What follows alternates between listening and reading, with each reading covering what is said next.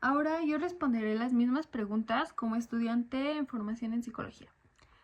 ¿Qué opinión le merece el decálogo del psicólogo? El decálogo es muy importante ya que son los valores principales con los que debemos de contar, pues al estar en contacto con algo tan vulnerable que son los sentimientos y emociones, y al ofrecer nuestros servicios debemos de siempre estar en beneficio de la otra persona, tanto conocer sus límites al igual que los nuestros.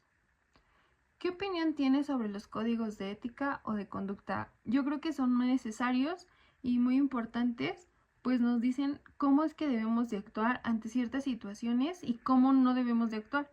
Justamente también tanto conocer sus límites como nuestros límites para beneficiar a la otra persona y evitar daños en su proceso terapéutico. ¿En qué momento de su carrera conoció el decálogo y los códigos éticos de conducta? Yo apenas los conocí. El semestre pasado me enseñaron los códigos éticos, justamente el código ético del psicólogo aquí en México. Y en este semestre, justo en esta materia, acabo de conocer el decálogo. Antes solamente tenía una idea, pero no como tal tan concreta. Y yo suponía ciertas cosas, pero no era algo que yo estuviera 100% segura hasta hace un semestre. ¿Cree que el decálogo del psicólogo y los códigos de ética deban darse a conocer a los alumnos desde los primeros semestres y por qué?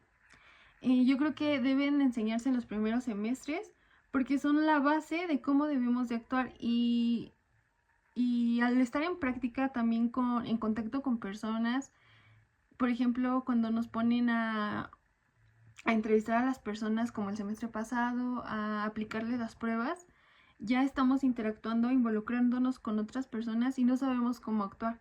Yo hasta apenas, como hace ratito dije, conocí cómo es que me debo dirigir a las personas y a quienes no me debo dirigir, por ejemplo a mis familiares, que no debo de aplicarles las pruebas.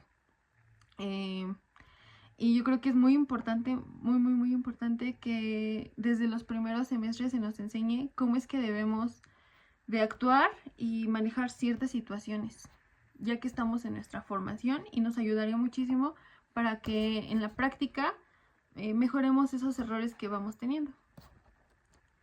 ¿Sabes si algún psicólogo ha sido sancionado por no cumplir con el decálogo o los códigos de ética?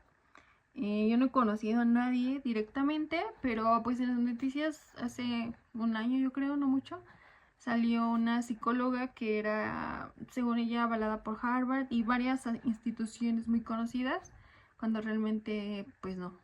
Y, y creo que fue denunciada y la metieron a la cárcel por eso. La verdad no estoy segura, pero solamente así he conocido ese tipo de casos, pero no cercanos a mí. ¿Qué problema puede tener un psicólogo por no acatar los códigos éticos? No conozco muy bien, pero creo que pues puede ser desde sanciones que le quiten su licencia como psicólogos y ya no pueden impartir terapia hasta meterse a la cárcel y meterse en problemas legales. ¿Qué problema puede tener un psicólogo por no acatar los códigos de ética? Pues pueden ser variados y dependiendo de cuál es el acto que haya hecho, pero pues va desde que le sancionen con cierta cantidad de dinero o que le quiten su licencia, que ya no puede impartir terapia, hasta irse a juzgados y meterse en problemas legales con las otras personas involucradas.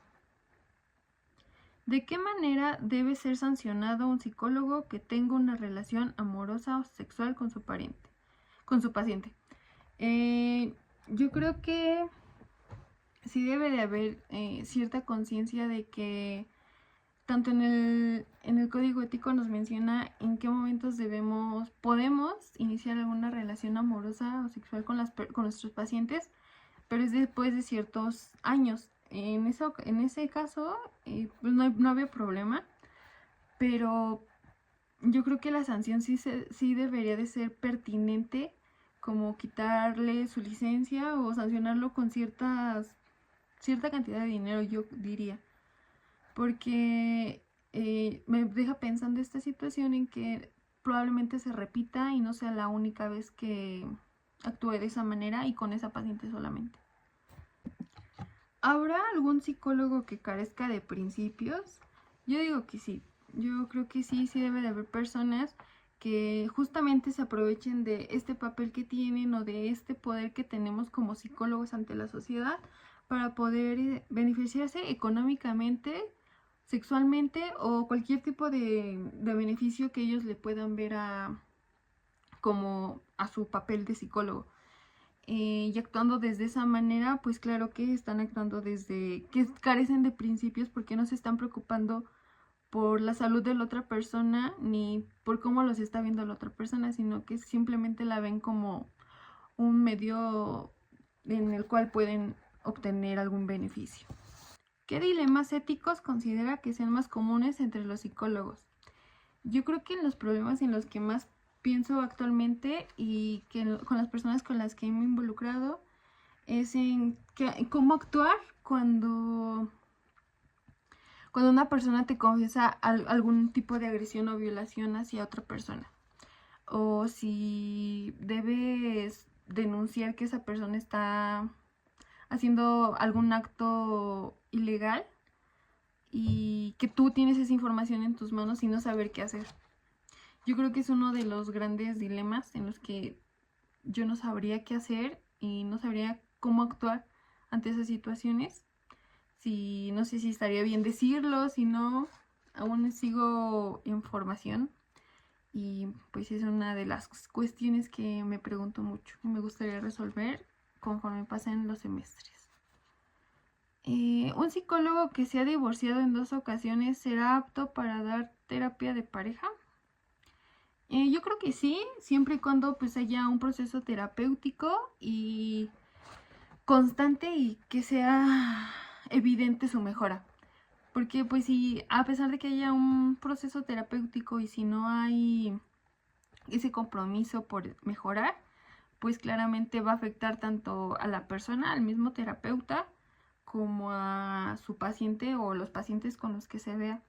Porque al final del día pues somos seres humanos y nos llegamos a proyectar con las otras personas y más nosotros al estar en constante contacto con con las personas y con sus sentimientos y emociones. Pero independientemente de cuántos divorcios hayan tenido, cuántos parejos o cualquier tipo de problemática, yo creo que mientras tengan un proceso y se vea la mejora, cualquier persona, cualquier psicólogo que haya pasado por cualquier momento traumático puede ser apto para proporcionar terapia.